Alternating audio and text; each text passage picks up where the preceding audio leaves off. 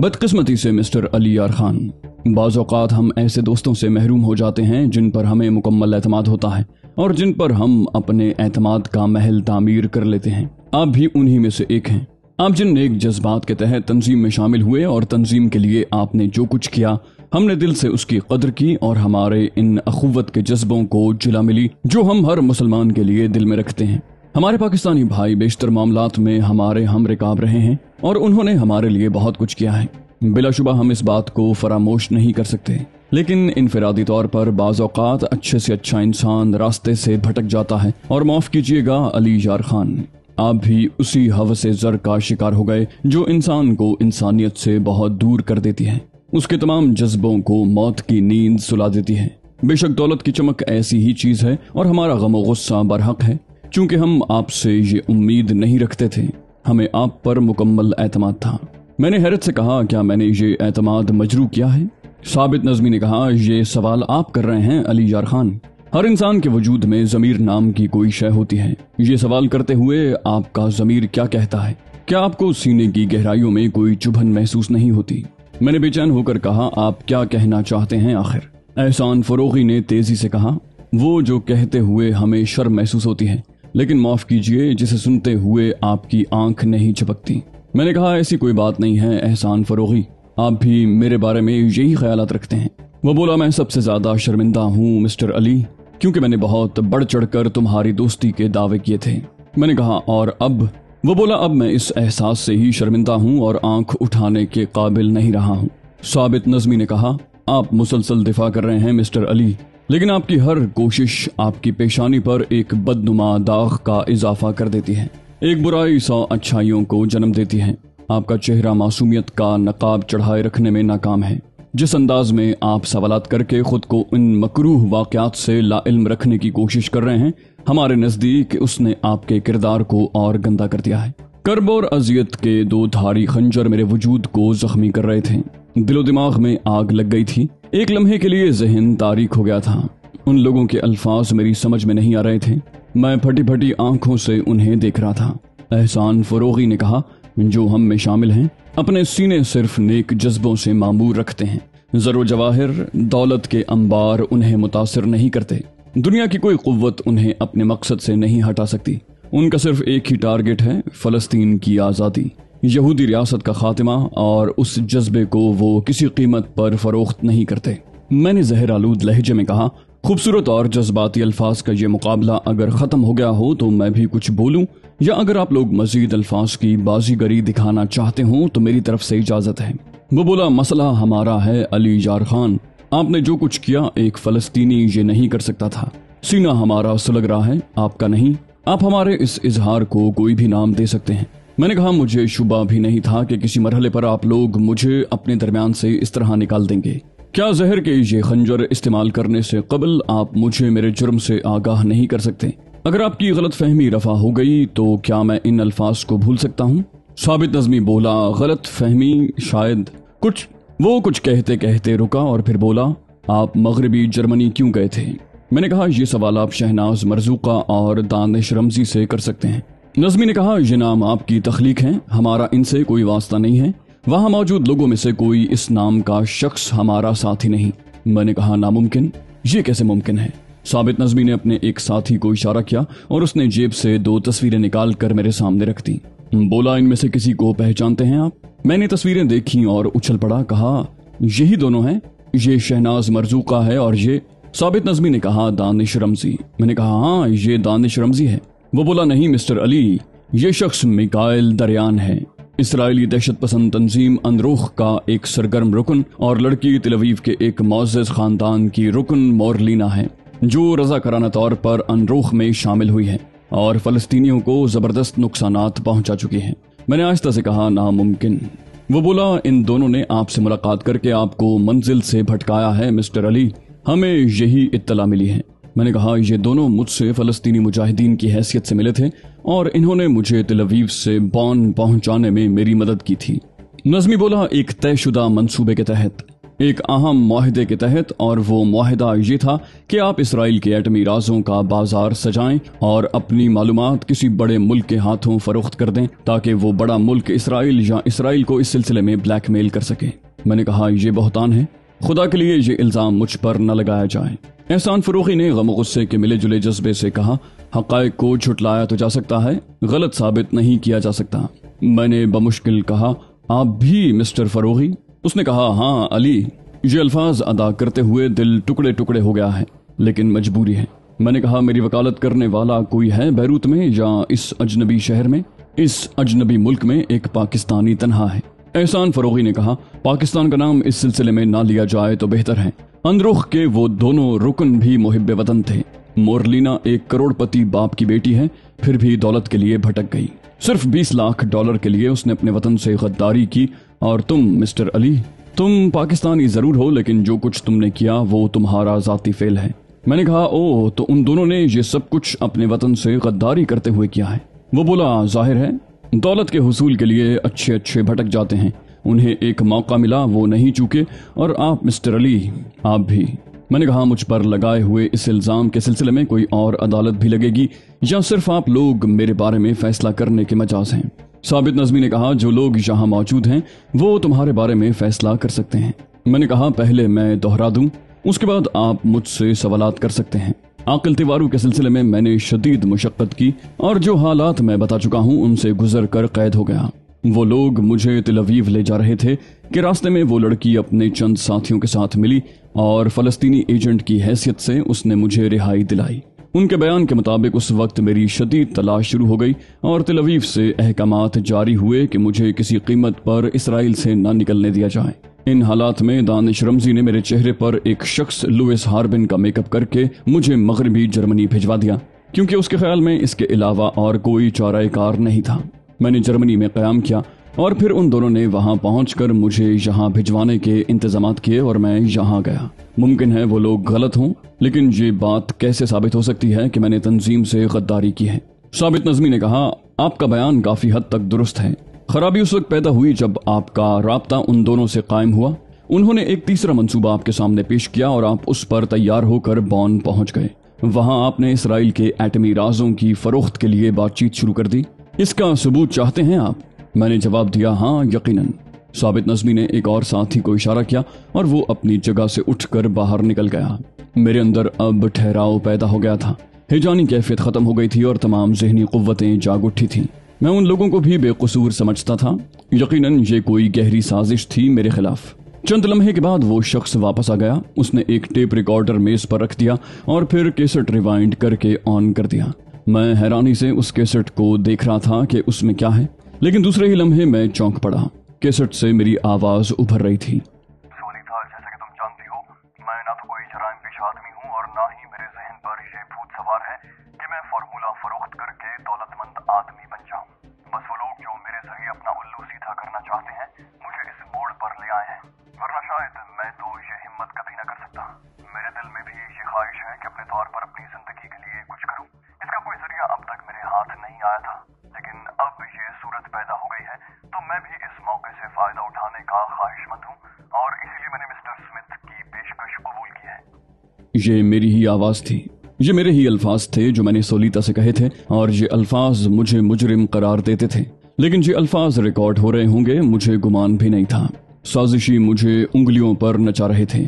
बहुत आला पैमाने पर काम हो रहा था मेरे खिलाफ। टेप रिकॉर्डर बंद हो गया था। मैंने कहा, इससे आगे पीछे की गुफ्तगू भी मौजूद है इस टेप में। वो बोला, क्या ये काफी नहीं है? मैंने कहा, हाँ ये काफी नहीं है। इस गुफ्तगू का एक खास पस मंजर है। साबित नज़मी ने कहा, स्मिथ की आवाज सुनिए मिस्टर अली, और टेप रिकॉर्डर दोबारा ऑन कर दिया। मैं आपकी दोस्ती कबूल करता हूँ मिस्टर स्मिथ। ये मेरी आवाज थी। स्मिथ की आवाज उभरी, बस यूं समझ लो हमारे और तुम्हारे दरमियान ये मामला तय है। तुम्हें इस राज की मुंह मांगी कीमत अदा की जाएगी। उसके साथ ही तुम दुनिया के जिस भी खित्ते में रहना पसंद करोगे हम तुम्हारे लिए इंतजामात कर देंगे। फिर मेरी आवाज आई, मुझे मंजूर है। टेप रिकॉर्डर बंद कर दिया गया। मैं शिकस्त खुर्दा निगाहों से उन्हें देख रहा था। मैंने फिर एक मर्तबा अपनी बात दोहराई। कहा, इससे आगे या पीछे कुछ नहीं है। नज़मी बोला, मजीद किसी चीज की जरूरत बाकी नहीं रह जाती। मैंने कहा, जरूरत है मिस्टर नज़मी। आवाज मेरी है, मैं तस्लीम करता हूँ, लेकिन इसमें जो एडिटिंग की गई है वो। साबित नज़मी ने कहा, हमारा वक्त बहुत कीमती है मिस्टर अली, इसे ज़ाया करने की कोशिश न करो। ये एक आखिरी सबूत और तुम्हारी खिदमत में पेश है। और अपनी जेब से एक बैंक स्टेटमेंट निकाल कर मेरे सामने डाल दी। उसमें $20 लाख की रकम मेरे नाम जमा थी और ये बैरूथी के एक बैंक का स्टेटमेंट था। मैंने कहा, ओह, ये तो बहुत बड़ा फ्रॉड है, बहुत अजीम साजिश है मेरे खिलाफ। इसकी तहकीकात करें। वो कौन सी शख्सियत है जिसने ये चीजें आपको भेजी हैं, उससे मेरी मुलाकात करवाएं। वो तंजीम के दुश्मन है, दोस्त नहीं। कौन है वो? नज़मी बोला, आप जैसे इंसान को इसके बारे में कुछ नहीं बताया जा सकता। मैंने कहा, ये तो सोचिए, तंजीम के खिलाफ ये सब कुछ करके मैं वापस बैरूत ही क्यों आता, कहीं और भी निकल सकता था। नज़मी बोला, आपने सोचा होगा कि तंजीम आप पर एतमाद करती रहेगी। वो राज जिसकी आप मुंह मांगी कीमत वसूल कर चुके हैं, तंजीम के सुपुर्द करके आप तंजीम की निगाहों में भी सुरखरू रहना चाहते थे, ताकि आइंदा भी आपको ऐसे मौके मिलते रहें। मैंने कहा, मेरा पुराना रिकॉर्ड फरामोश कर दिया जाएगा। आप लोगों को इल्म है कि मैं एक तालिब इल्म था और सिर्फ मजहबी जज्बा मुझे मेरे सुनहरे मुस्तकबिल से घसीट कर इन रास्तों पर ले आया था। मैंने अमेरिका के सबसे बड़े यहूदी मरकज में हक गोई की थी और मुसलमानों की हिमायत की थी। मैंने अपना मुस्तकबिल तारीक कर लिया था। अपने जज्बों के हाथों सब कुछ फरामोश कर दिया जाएगा। साबित नज़मी ने कहा, इसके एवज आपने $20 लाख कमाए हैं, जो मामूली रकम नहीं है। मैंने कहा, ठीक है, बिल्कुल ठीक है, मैं तस्लीम करता हूँ, मैं सब कुछ कबूल करता हूँ। मैंने ये सब कुछ किया है। तंजीम जल्दी मेरी मौत का फैसला सादिर करे। गद्दार सिर्फ मौत के मुस्तहिक होते हैं। नज़मी ने कहा, आपको हिरासत में लिया जाता है मिस्टर अली, आपके बारे में फैसला करने में कुछ वक्त लगेगा। मैंने बेपरवाही से कहा, सब ठीक है। उस वक्त मेरी जहनी हालत बहुत अबतर हो रही थी। दिल का अजब हाल था, ऐसा महसूस होता था कि सीना फट जाएगा। साबित नज़मी ने अपने साथियों को इशारा किया और मेरे हाथों में हथकड़ियां डालकर मुझे वहां से ले जाया गया। फिर मुझे एक कैद खाने में डाल दिया गया जहां मेरे अलावा कोई नहीं था। कैद खाने में भी मेरे लिए आसाइशों का ख्याल रखा गया था। मेरा दिमाग साथ छोड़ चुका था। सोचों के दायरे फैलते थे तो मैं पागल हो जाता था। बड़ी मुशक्कत की थी मैंने। जिंदगी की हर दिलचस्पी तर्क कर दी थी। मौत और जिंदगी के हजारों खेल खेले थे। मेरे जज्बे सादिक थे। मैंने पूरे खुलूस से अपनी जिंदगी कुर्बान करने का फैसला किया था। लेकिन तंजीम के खिलाफ कोई ख्याल मेरे जहन में नहीं आया था। सिर्फ इस बात का गुस्सा था कि किसी साजिश के इम्कानात पर गौर नहीं किया गया और मुझे मुजरिम तस्लीम कर लिया गया है। कैद खाने में मेरे लिए खाना लाया गया तो मैंने खुशी से कबूल कर लिया। कॉफी न लाने पर गुस्से का इजहार किया, लेकिन मेरी फरमाइश पूरी कर दी गई। इन लोगों ने मुझे कोई तकलीफ नहीं दी थी। कैदोबंद के 4 दिन गुजर गए। मैंने खुद पर कोई खास कैफियत मुसल्लत न होने दी। अपनी तमाम जहनी कुव्वतों से काम लेकर खुद को नॉर्मल रखा था, वरना ये कैद खाना ही मेरे लिए पागल खाना बन जाता। चौथे दिन का इख्तिताम हो गया था। रात को फवाद मुझसे मिलने आया। वो अचानक मेरे पास पहुंचा था। मैंने उसे घूरते हुए कहा, क्या चाहते हो? उसने कहा, मैं तुम्हें मुजरिम नहीं समझता। मैंने कहा, तुम मेरी जहानत को नहीं पहुंच पाओगे अहमक आदमी। मेरा तुम लोगों से क्या ताल्लुक? फलस्तीन आजाद रहे या गुलाम, मुझे इससे क्या दिलचस्पी हो सकती है? मैं किसी ऊंचे दाव की फिक्र में था। $20 लाख का मालिक हूं मैं, और ये रकम मैंने शदीद जिद्दोजहद के बाद हासिल की है। समझे तुम? जाओ, मैं मामूली लोगों से दोस्ती नहीं रखना चाहता। उसे देखकर मैं एकदम जज्बाती हो गया था। फवाद ने गुलूगीर लहजे में कहा, उन लोगों को पछताना पड़ेगा, मुझे यकीन है। मैंने मुस्कुराकर कहा, किसकी बात कर रहे हो अहमक? वो बोला, जो तुम्हें गद्दार समझते हैं। मैंने कहका लगाया, कहा, उस अजीम रकम में से कुछ हासिल करना चाहते हो, इस कोशिश में नाकाम रहोगे। वो बोला, नहीं अली, तुम गद्दार नहीं हो सकते, मुझे यकीन है। मैं जा रहा हूँ, मैंने सबसे कह दिया है। मैंने उन्हें बता दिया है कि अली गद्दार नहीं है, सबको पछताना पड़ेगा। वो चला गया। मैं अपने दिल में गमो अंदोह महसूस कर रहा था। 7वें दिन मुझे फिर उस अदालत में पेश किया गया। तमाम लोग मौजूद थे, यहाँ तक कि नाइमा बर्क भी वहीं थी। साबित नज़मी ने ये केस डील किया था, फैसला उन्हें ही करना था। मुझे जिस कुर्सी पर बैठने का इशारा किया गया था वो दरमियानी मेज से कुछ फासले पर थी। साबित नज़मी ने कहा, अली यार खान, आप हमारे एक अजीम दोस्त मुल्क पाकिस्तान से ताल्लुक रखते हैं। आप सैन फ्रांसिस्को में कानून के तालिब इल्म थे और एक ज़हीन तरीन तालिब इल्म की हैसियत से यूनिवर्सिटी के हलकों में पहचाने जाते थे। एब्रन हॉल, सैन फ्रांसिस्को की एक तकरीब में उस वक्त आप मजहबी जोश और जज्बा अखुवत से सरशार होकर बेकाबू हो गए जब चंद यहूदी दरोग को मुसलमानों और इस्लाम पर कीचड़ उछाल रहे थे। आपने वहां हकायक पर मबनी एक काबिल तहसीन तकरीर की जिसकी बुनियाद पर आप बेशुमार यहूदियों की निगाहों में खार बन गए। फिर आपने हालात के हाथों मजबूर होकर अपनी तालीम अधूरी छोड़ी और यहूदियों से बरसरे पैकार हो गए। तंजीम आपके इस अजीम दौर को हमेशा याद रखेगी और आपको उस वक्त के अली यार खान को खिराज तहसीन पेश करने पर मजबूर हैं। उसके बाद भी आपने तंजीम के लिए जिंदगी की बाजी लगाए रखी, लेकिन निहायत गम और अफसोस के साथ हमें ये भी कहना पड़ रहा है कि आप इंसानी जबिल्लत के हाथों मजबूर होकर भटक गए। दौलत की सुनहरी चमक ने आपको उस अजीम मकसद से दूर कर दिया जिसके तहत आप तंजीम तक पहुंचे थे। चंद यहूदियों ने आपको खरीद लिया, सिर्फ $20 लाख की हकीर रकम के इवज। मैंने हंसकर दरमियान में दखल दिया, हकीर रकम? ये रकम हकीर तो नहीं है मिस्टर नजमी। बहुत से लोगों ने चौंक कर मुझे देखा। एक लम्हे के लिए खामोशी छा गई थी। फिर साबित नजमी ने सिलसिला कलाम जारी रखा। बोला, तंजीम ने गहरी छानबीन की, लेकिन हकीकत वही थी जो हमारे सामने आई थी। सबूत मौजूद हैं जिनसे आपको आगाह कर दिया गया है, और हम बड़े दुख के साथ ये कहने पर मजबूर हैं कि आपने तंजीम के मफादात को नुकसान पहुंचाया है, उसके एतमाद को पारा पारा कर दिया है। आप एतमाद के कातिल करार पा चुके हैं, आप मुजरिम करार पा चुके हैं। मैंने कहा, सजा क्या दी गई है मुझे, इसका ऐलान तो करें मिस्टर नजमी। वो बोला, तंजीम में गद्दारी के जुर्म का कभी तसव्वुर ही नहीं था। कोई अरब, कोई फलस्तीनी, सब कुछ हो सकता है, गद्दार नहीं हो सकता। और आप ना अरब हैं ना फलस्तीनी, आप किसी इंसान के कातिल नहीं, इंसानी कदरों के कातिल हैं। इसलिए हमारा कानून आपको मौत की सजा नहीं दे सकता। मैंने कहा, आप भूल रहे हैं मिस्टर नजमी, आकिल तिवारू मेरे हाथों कत्ल हुआ था। मैंने उसे इसलिए कत्ल कर दिया था कि वो किसी तौर पर रिहा होकर इसराइल के राज आपको न पहुंचा दे। नजमी ने कहा, आकिल तिवारू की मौत की अभी तक तस्दीक नहीं हो सकी। मुत्तफिक का फैसला किया गया है कि आपको तंजीम से अलहदा कर दिया जाए। आपके लिए बेहतर होगा कि आप बैरूत छोड़कर कहीं और चले जाएं। बैरूत में आप पर निगाह रखी जाएगी, और अगर आपके जरिए तंजीम के मफादात को नुकसान पहुंचा तो आपको मौत के घाट उतारा जा सकता है। तंजीम आपकी पुरानी खिदमात के इवज आपके साथ रियायत बरत रही है, और इसकी बड़ी वजह यह भी है कि आप पाकिस्तानी हैं। हम किसी पाकिस्तानी को कोई ऐसी सजा नहीं दे सकते जिससे हमारे पाकिस्तानी भाइयों को सदमा पहुंचे। मैंने कहा, मेरे ख्याल में आप जानिबदारी से काम ले रहे हैं मिस्टर नजमी, कोई दबाव है आप पर? मेरा दीन, मेरा मजहब सच्चाई की तलकीन करता है। एक सच्चे मुसलमान हैं आप, तो कोई दबाव कबूल न करें। साबित नजमी ने कहा, आइंदा आप जनूबी इलाके में नजर नहीं आएंगे। और उसके बाद वो वहां से चले गए। मैंने कहा, कमाल है, इतनी सी सजा के लिए इतना हंगामा खड़ा किया गया। बहरहाल शुक्रिया दोस्तों, बैरूत जिंदगी से भरपूर है। यहाँ की रंगीन जिंदगी, जागती हुई रातें छोड़कर कौन जाएगा। और फिर मैंने $20 लाख कमाए हैं। मैं बैरूत के मुतमव्विल तरीन लोगों में से हूँ। क्या ये रकम तंजीम जब्त कर लेगी? जवाब मिला, नहीं, ये हमारे लिए हराम है। और मैं हंसता हुआ बाहर निकल आया। दिल खून के आंसू रो रहा था, लेकिन मैं कह लगा रहा था। इमारत से बाहर निकला तो फवाद एक तरफ खड़ा नजर आया। वो आगे बढ़कर मेरे नजदीक पहुंच गया और बोला, मैं तुम्हें अब भी बेगुनाह समझता हूँ। मैंने कहा, इसके बावजूद मैं अपनी कमाई में से तुम्हें एक पैसा भी नहीं दे सकता। तुम्हारी ये कोशिश बेसूद है। फवाद बिगड़ कर बोला, मैं लानत भेजता हूँ दौलत पर, तुम मुझे क्या समझते हो? मैंने कहा, उनमें से एक जो इंसानों की शनाख्त नहीं रखते। और सुनो, मैं खुद तंजीम के किसी फर्द से मिलना पसंद नहीं करता। खुदा हाफिज। मैं फवाद को उसी तरह छोड़कर आगे बढ़ गया। अब मैं उस इलाके में नहीं रह सकता था। मेरा दिल जल रहा था, कनपटियां आग उगल रही थीं। सोचने समझने की कुव्वतें सलब हो गई थी।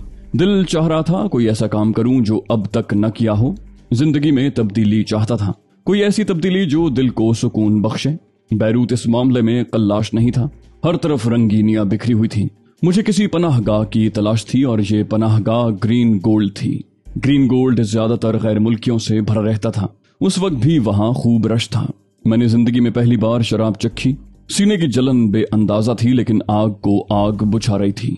थोड़ी देर के बाद कोई एहसास न रहा। मैं सब कुछ भूल गया, और जब याद आया तो एक अजनबी जगह निगाहों के सामने थी।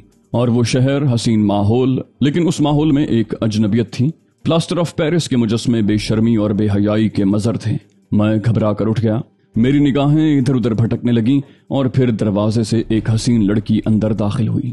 बाल बिखरे हुए थे, आंखें बेचैन और रंग सांवला। उसने कहा, हेलो, लेकिन मेरे चेहरे पर संजीदगी देखकर वो भी संजीदा हो गई। मैंने सर्द लहजे में कहा, कौन हो तुम? वो मेरे सामने बैठते हुए बोली, अजीरा हूं मैं। भूल गए? मैंने कहा, मैं यहाँ कैसे आया? वो बोली, गोया मेरा अंदाजा दुरुस्त था। मैंने कहा, कैसा अंदाजा? उसने मुस्कुराते हुए कहा, तुमने पहली बार पी है। मैं पेशानी मसलने लगा। कमरे की खिड़कियों से दिन की रोशनी झांक रही थी। गुजरी हुई रात मुझे याद नहीं थी। गौर किया तो ग्रीन गोल्ड याद आया और फिर शराब उम्मुल खबाइस। मेरे लिए यही बेहतर था। मैं भूल जाना चाहता था, सब कुछ भूल जाना चाहता था। लड़की बोली, तुम्हारा नाम अली है। मैंने चौंक कर कहा, तुम्हें कैसे मालूम हुआ? बोली, तुमने खुद बताया था। मैंने कहा, हमारी मुलाकात ग्रीन गोल्ड में हुई थी ना?